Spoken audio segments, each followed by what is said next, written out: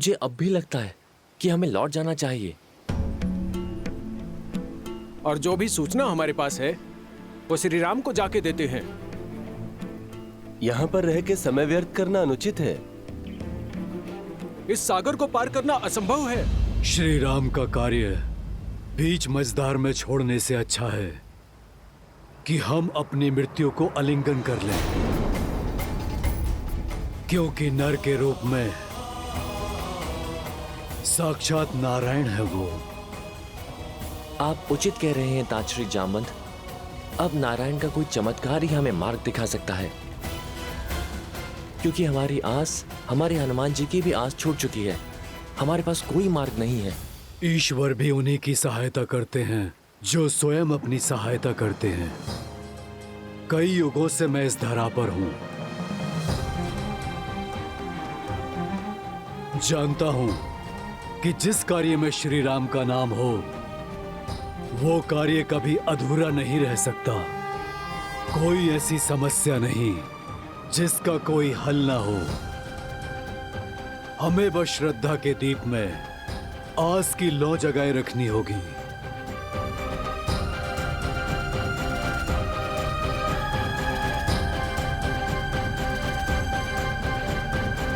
स्वामी, आपका अंश अवतार हनुमान आशा खो चुका है।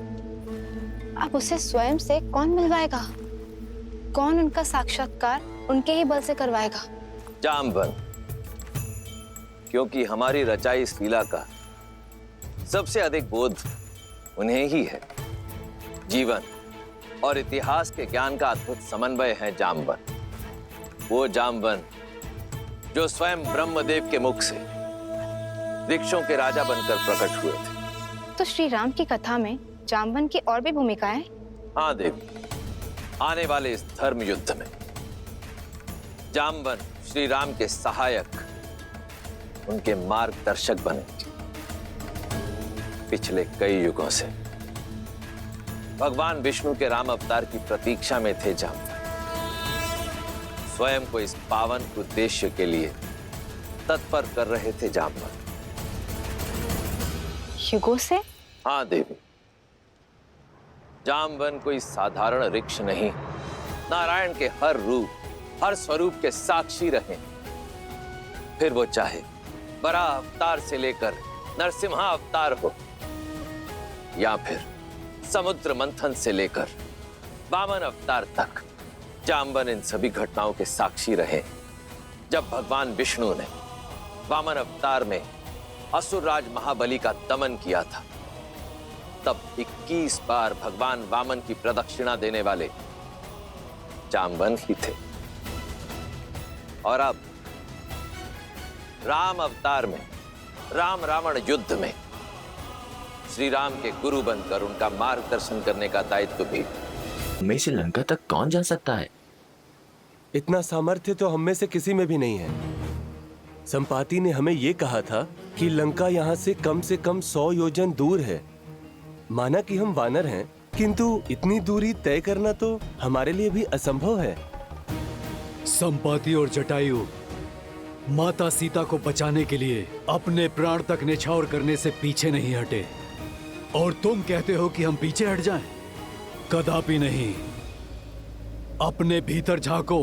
कौन है जो माता सीता तक पहुंचने के लिए इस विशाल महासागर के पार निकल सकता है?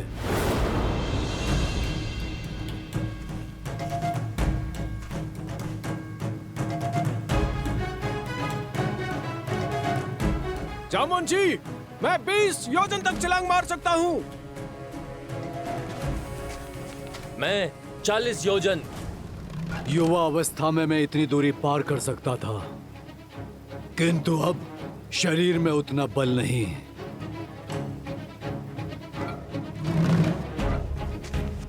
मैं करूंगा ये प्रयास।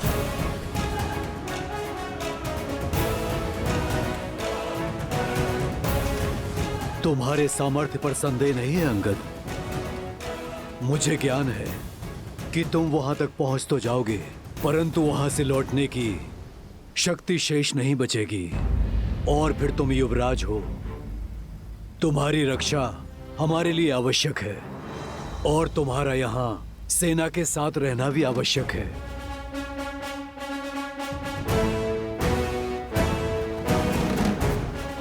हम में से केवल एक है जो इस असंभव कार्य को संभव कर सकता है। जय महावीर हनुमान, जय जय पवन पुत्र हनुमान, बजरंग बली हनुमान, जय जय महाबली हनुमान। जामवन जी, कहीं आपका संकेत मेरी ओर तो नहीं? नहीं ऋक्षराज, मैं ये नहीं कर सकता। इतना सामर्थ्य नहीं है मुझ में। सामर्थ्य है पर बोध नहीं है, बल है। किंतु तुम भूल चुके हो, बुद्धि में तुम्हारा कोई सानी नहीं है। पर्वत को मसान की भांति मसल देने की शक्ति है तुम में। तुम भूल गए कि श्री राम ने क्या कहा था? क्योंकि ये यात्रा केवल सीता की खोज की नहीं, तुम्हारे स्वयं को खोजने की भी है। पात्र हो पर परिचय नहीं है अपना। अपना परिचय जानते हो ना हनुमान? हाँ, मैं हनुमान हूँ, महाराज केसरी और माता अंजना का पुत्र हनुमान। किंतु हनुमान की पहचान और भी अधिक भव्य है। आ जाओ सब, हनुमान के जन्म की गाथा सुनाता हूँ। उन्हें उनकी वास्तविकता का बोध कराता हूँ।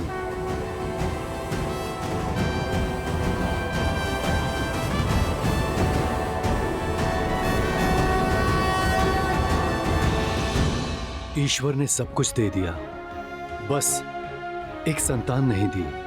कोई नहीं जो हमें श्रद्धांजलि दे सके हमारे जाने के बाद। आपकी पीड़ा मुझे भी बहुत कष्ट देती है वानरराज। भीतर ही भीतर इस वेदना से जलती हूँ। वानरराज केसरी को एक वंशज तक ना दे पाई। कि ऐसा कोई नहीं है जो मेरा आंचल पकड़ के मुझसे हट करे, जिसे मैं लोरियां सुनाकर सुलाऊं। मुझे लगता है अब केवल महादेव ही हमारा कष्ट हर सकते हैं।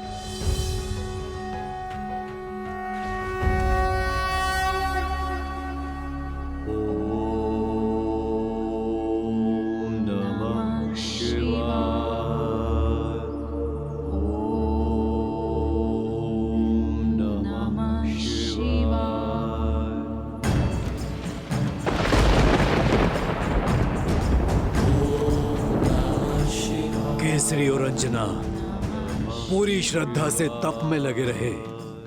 पूरे 12 वर्षों तक उन्होंने कठिन प्रार्थना की, आस का आंचल नहीं छोड़ा और उनकी दृढ़ता ने महादेव को प्रसन्न कर दिया। वायुदेव, कृपया प्रकट हो। प्रणिपात महादेव, प्रणिपात माता। आदेश करें, इस दास का स्मरण कैसे किया आपने? क्या अपने वेग में कोई भूल तो नहीं हो गई मुझसे? भूल नहीं हुई, संसार का भला करने का अवसर मिला है आपको। एक बड़ा दायित्व सौंपने के लिए आपको यहाँ बुलाया गया है। महादेव की सेवा करके मैं धन्य हो जाऊंगा। अपनी भक्ति से प्राप्त शक्ति से रावण इस संसार में तनाव का वातावरण फैला रहा है। नारायण के अवतार श्री राम को एक भक्त की आवश्यकता होगी, जो मेरा ही अंशावतार होगा। देवी अंजना के गर्भ तक उसे पहुंचाने के लिए आपकी सहायता की आवश्यकता है वायुदेव। ये समझ लीजिए कि श्री हरि के इस दिव्य अवतार की गाथा में आपकी एक अत्यंत महत्वपूर्ण भूमिका होने वाली है। समय आने पर मेरे इस अंशावतार को संसार जिस नाम से पुकारेगा वो होगा हनुमान। वो हनुमान जो संसार में राम भक्ति की अलख जगाएगा।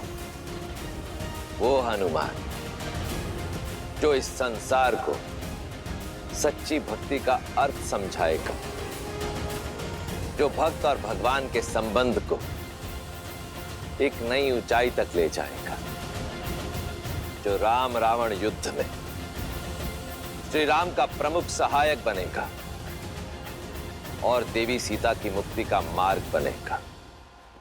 धन्य हूं मैं महादेव, आपकी इस इच्छा को मैं अवश्य पूर्ण करूंगा।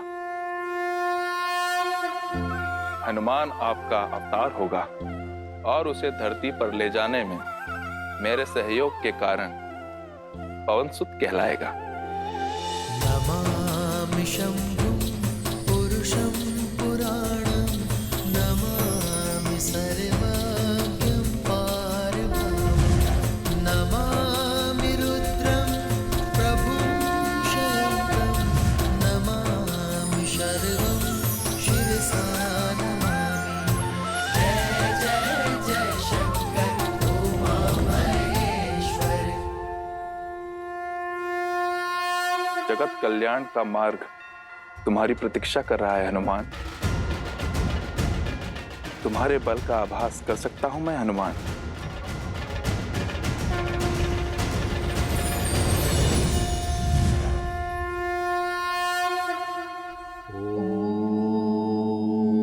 नमः शिवाय।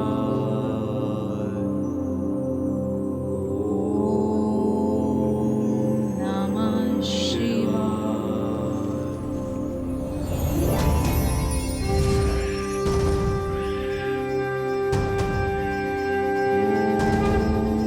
नमः शिवाय।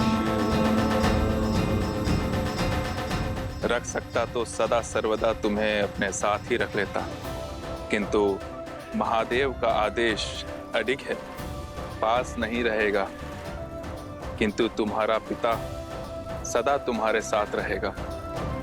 शंकर सुवन केसरी नंदन, तुम्हारा पिता कहलाने का गर्व मेरे जीवन का सबसे बड़ा धन होगा।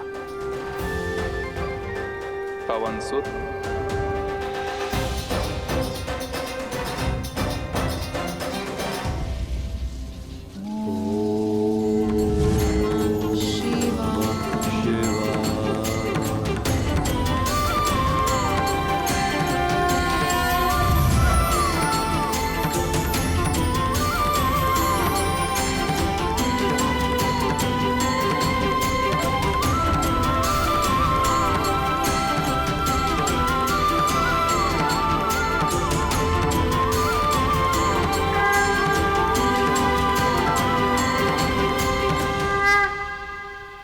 तो मेरा जन्म महादेव की इच्छा से हुआ।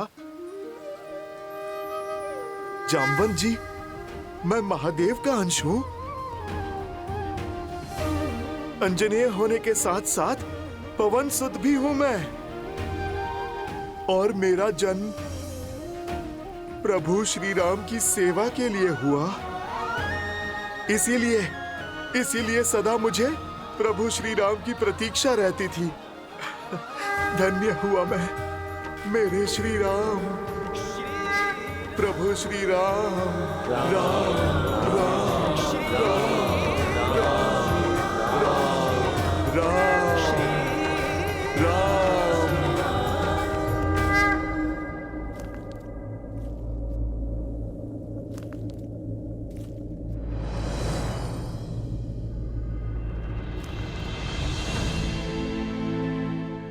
चिंता ना करें मित्र, हनुमान जो दायित्व लेते हैं उसे वो अवश्य पूर्ण करते। बस वही एक आशा शेष है मित्र, यही ना टूटे। मित्र, मैं आपको कुछ दिखाना चाहता हूं। वो जो हनुमान ने हमारे ऋषिमुख निवास के समय बनाया था। भाई,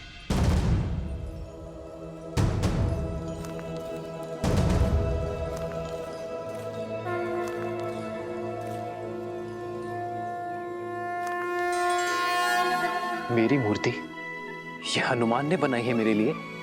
हाँ, बिना आपको देखे आपके लिए हनुमान की भक्ति और समर्पण, उसकी कोई सीमा नहीं। अपने हृदय में उभरती छवि को वर्षों तक हर दिन अथक प्रयास से गढ़ा है उसने। भैया,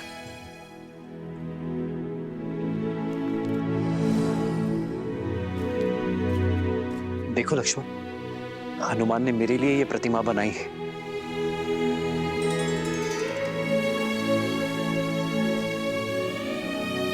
धन्य हुआ मैं लक्ष्मण कि मेरा सहयोगी इतना स्नेह करता है मुझसे, जिसका मुझ में इतना विश्वास हो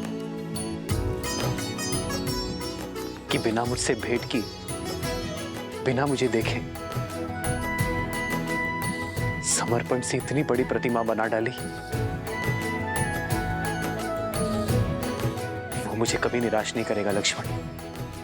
उसके विश्वास ने मुझे नई आस दी है लक्ष्मण। हनुमान अवश्य सीता को खोज कर लाएगा।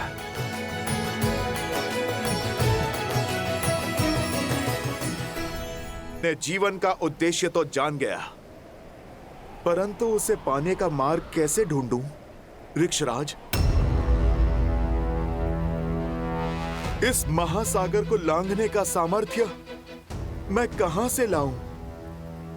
सूर्य कभी नहीं पूछता कि अपने अंदर उजाला कहां से लाए। इस तुच्छ सागर को महासागर कह रहे हो तुम कदाचित भूल रहे हो, अपने बाल्यकाल में तुमने बहुत ऊंची छलांग लगाई थी। इतनी ऊंची छलांग कि ऐसे सहस्त्र समुद्रों की दूरी उसमें समा जाए। सहस्त्र योजनों की छलांग लगाई थी तुमने हनुमान। वो छलांग जिसने केसरी नंदन मारुति को हनुमान बनाया।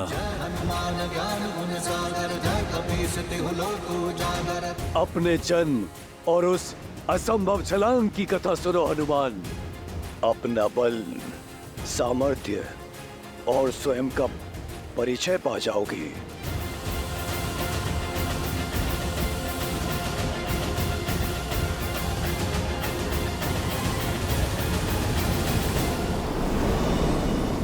जन्मे मारुति प्यारे,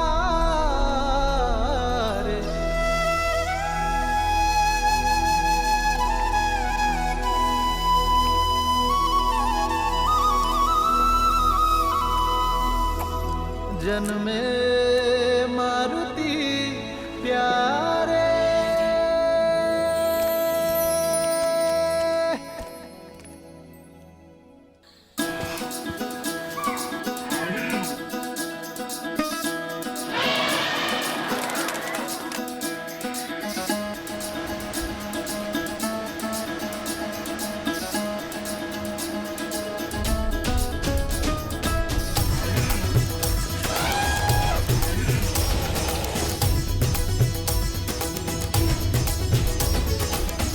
बाजत ढोल है मृदंग पखावज, झूमत मन मतवारे। मंगल पल ये आया है देखो, हर्षित वानर सारे। हो जन्मे मारुति प्यारे, शुभ है आंगन द्वारे, श्री राम के है दुलारे। ये केवल न केसरी और अंजना का पुत्र है, वायुदेव की भेंट है हमें।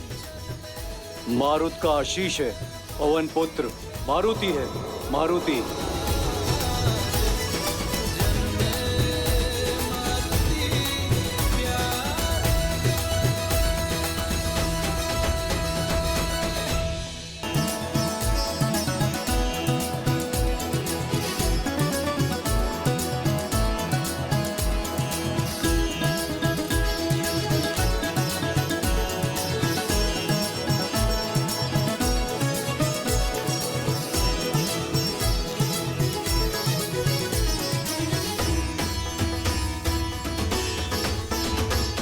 सूरज सा मुकदम के चंचल नटखट नैना, तू भगवान का रूप है, तुझ सा भक्त कोई ना।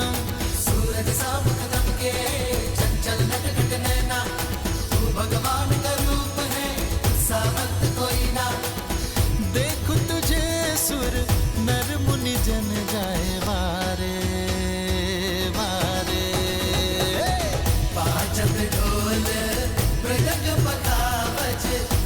मत मन मत वाले, मंगल पल आया है देखो, जन्म में मारुति प्यारे, हो जन्म में मारुति प्यारे, शुभ है आंगन द्वारे, श्री राम के हैं दुलारे, जन्म में मारुति प्यारे।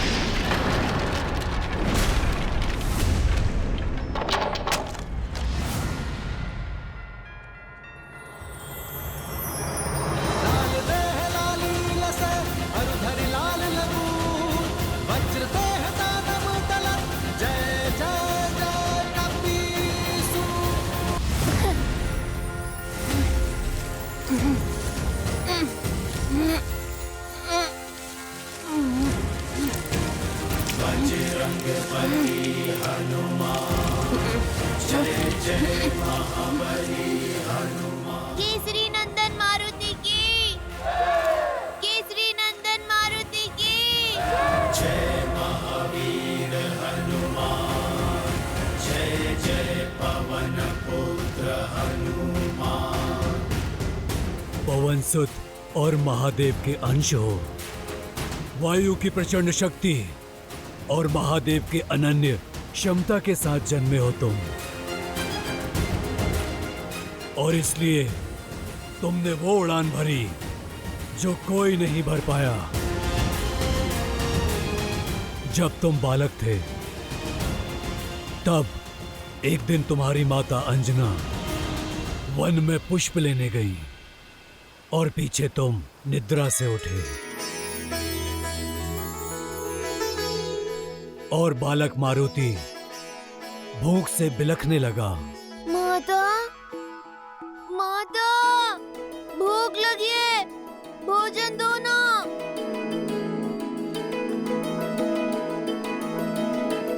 माता, माता, माता।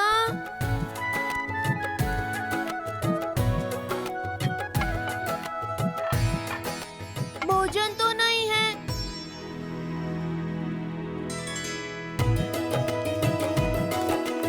देखो मारुति आ गया, आ गया। अरे मारुति तुम आ गए। हमने कुछ रसीले आम देखे, किंतु वह इतने ऊपर हैं कि हम तोड़ नहीं सकते। क्या तुम तोड़ लाओगे? हम लोग साथ में खाएंगे। भूख तो मुझे भी लगी है, किंतु माँ कहती है स्वयं से पहले सदा दूसरों के बारे में सोचना चाहिए।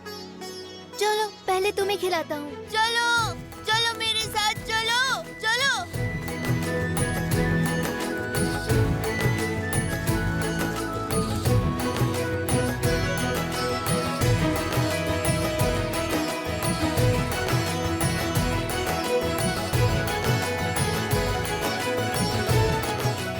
और ऊपर जाओ मारुति, और बड़े आम तोड़ो।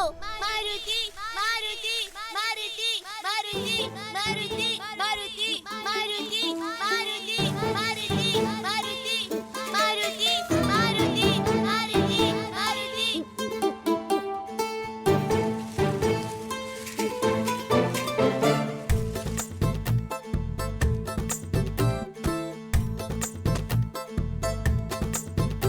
इतना पर्याप्त है? नहीं, ये हरे हैं, कच्चे।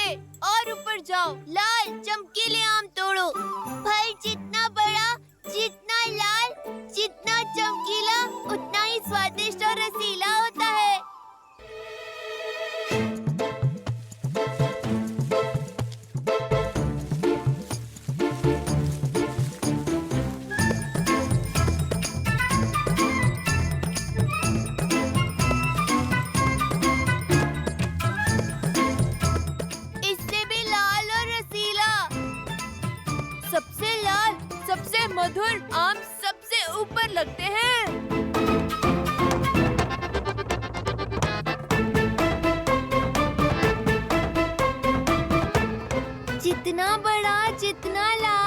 जितना चमकीला उतना ही रसीला।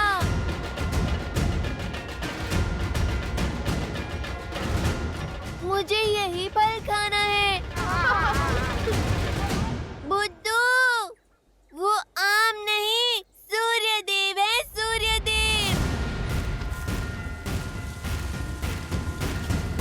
लाल देह लाली लसे मरुधरि लाल लगून, वज्र देह दानव तलन, जय जय जय कपीसू। देवी अंजना को बताना होगा, हनुमान संकट में है। जय जय पवन पुत्र हनुमान।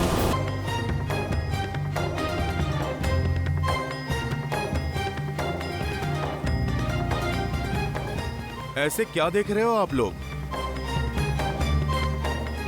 सच में हनुमान जी, आप सूर्य को फल समझ के खाने दौड़े। बालपन में तो सभी भोले होते हैं ना, मैंने भी कर दी होगी ऐसी हट। मुझे नन्हा नन्हा आभास तो हो रहा है उस क्षण का, किंतु मुझे सब कुछ स्मरण नहीं है। आज तो बहुत अच्छे पुष्प मिल गए बाग में, इसकी तो बहुत अच्छी माला बनेगी, है ना? देवी अंजना, देवी अंजना। क्या हुआ पुत्र? मारुति। अब क्या कर दिया मेरे नटखट ने? किसको पूछ से उठाकर फेंक दिया? किसका फल छीन के खा गया? वो मारुति सूर्य को फल समझकर खाने के लिए उड़ गया।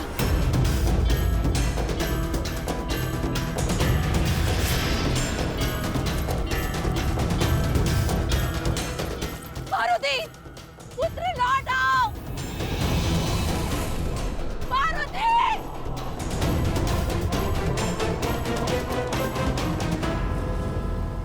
उस दिन ग्रहण अमावस्या थी। यहाँ बालक मारुति ने सूर्य की ओर उड़ान भरी और वहां सूर्य को ग्रहण लगाने के लिए दुष्ट राहु ने उसे रोकने का प्रयास किया।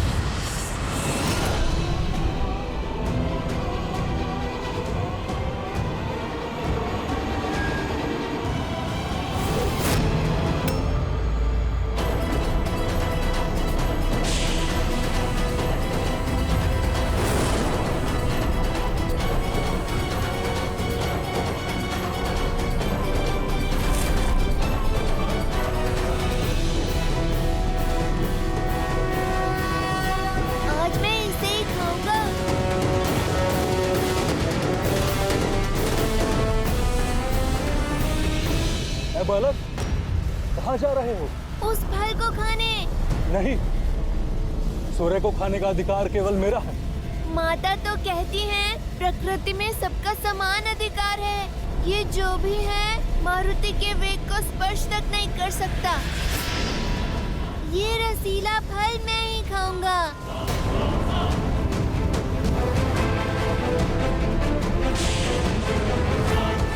मूर्ख बालक, रुक जाओ। राहु का आदेश टालने का दुस्साहस मत करना। नियति का लेख है, आज सूर्य को निकलकर ग्रहण लगाना है मुझे। तुम्हारी हट मुझे रोक नहीं पाएगी। बंधु, मेरी भूख आपकी नियति से अधिक बलवान है। अपने भोजन के बीच में वानर किसी को नहीं आने देते।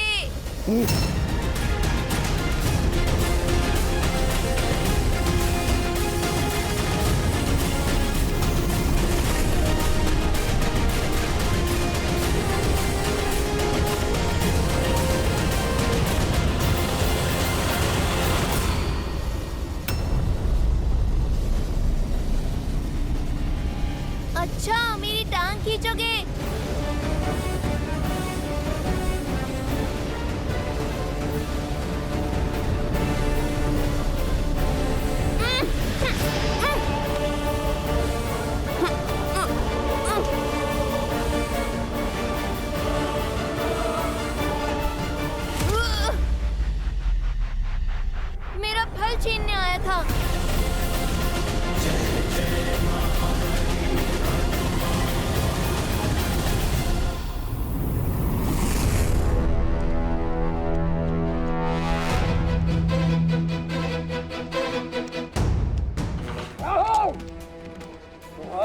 इतना दुस्साहस कि मेरी अनुमति के बिना मेरी सभा में प्रवेश कर उसे भंग करने की उद्दंडता की तुमने।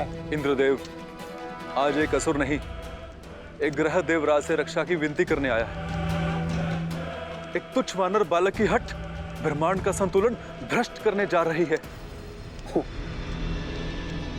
एक तुच्छ वानर बालक, कहीं तुम मेरे साथ उपहास तो नहीं कर रहे? सत्य कह रहा हूं देवराज, विलक्षण बल है उसमें, सूर्य को निगलने चला है। महाबली है वो, जिसने एक प्रहार में मुझे यहां पटक दिया। शिव का अंश है, इसलिए मौन नहीं बैठ सकते देवराज। अमृत मंथन के समय सूर्य को ग्रसित करने का अधिकार केवल मुझे दिया गया। आज सृष्टि का नियम टूटा तो देवराज की गरिमा भंग होगी।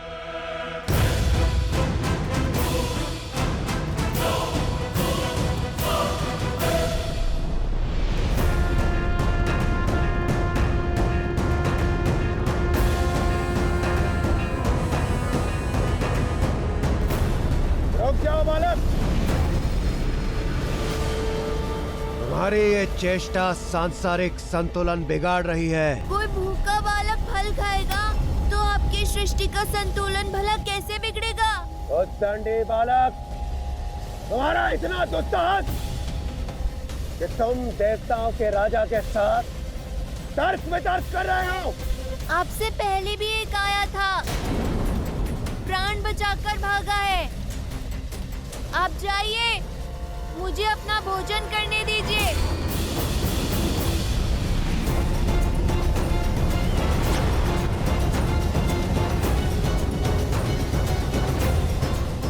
रुक जाओ मूर्ख, सूर्य के समीप जाते ही भस्म हो जाओगे तुम।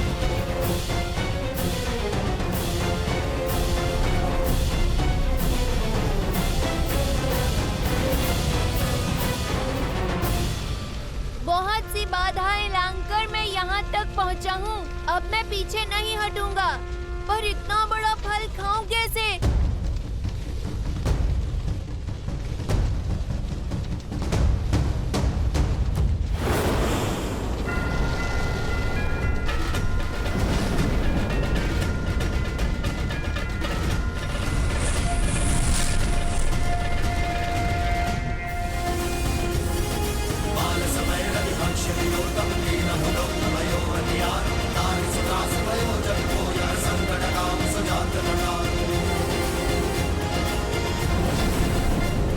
प्रतीत होता है ये ऐसे मानेगा नहीं।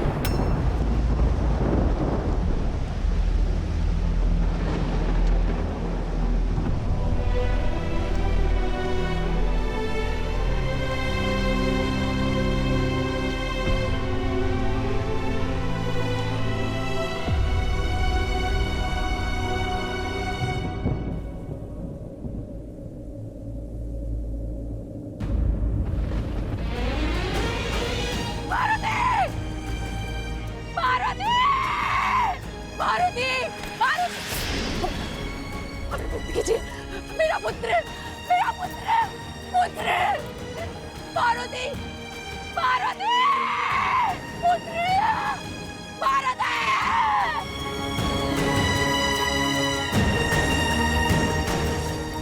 पुत्र, उठा पुत्र, पुत्र उठो, मारुति आंखें खोलो पुत्र, निद्रा से जागो पुत्र।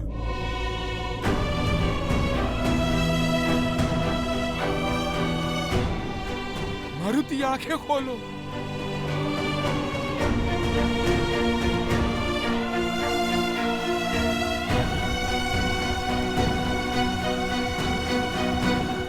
तो क्या मारुति की मृत्यु हो गई?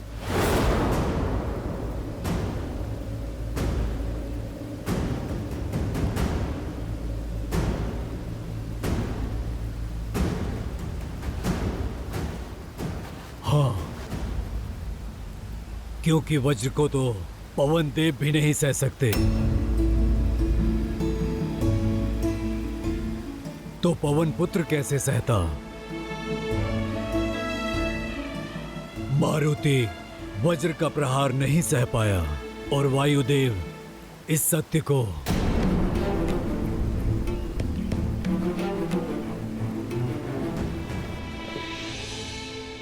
पुत्र आंखें खोलो पुत्र, पुत्र आंखें खोलो पुत्र। ये ठीक नहीं किया इंद्रदेव।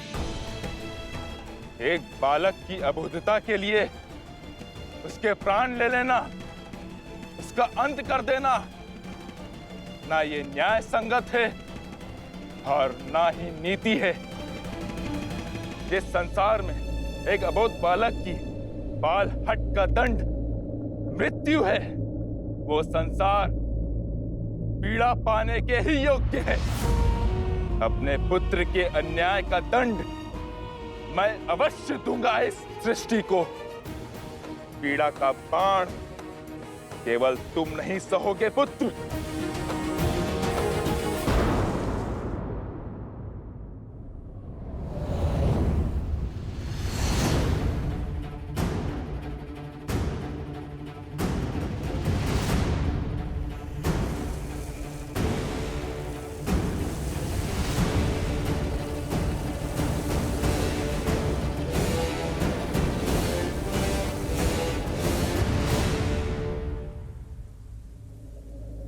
मारुति,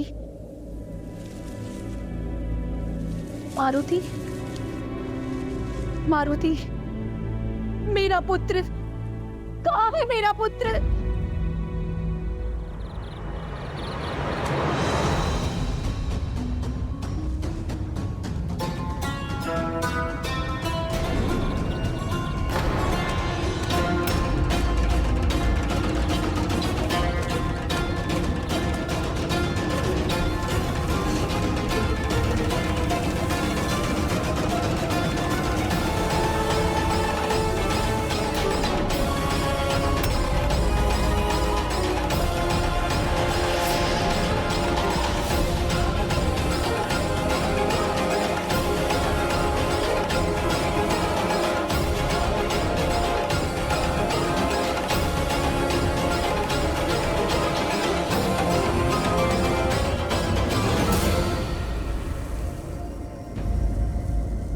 मेरी पीड़ा ने संसार के अनगिनत जीवों के प्राणों पर संकट ला दिया है, परंतु जब तक ये संकट समाप्त नहीं होता, मेरा मारुति पुनः श्वास नहीं लेता, तब तक मैं किसी को भी श्वास नहीं लेने दूंगा।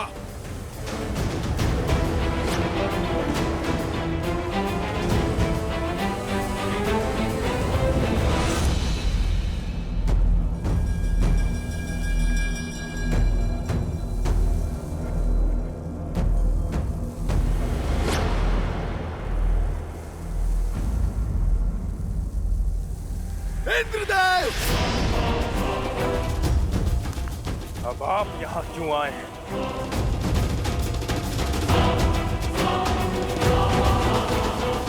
अपने क्रोध को नियंत्रित कीजिए वायुदेव, और ऐसा अनर्थ मत कीजिए।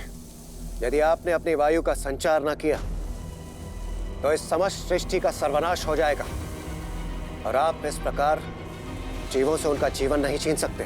क्यों?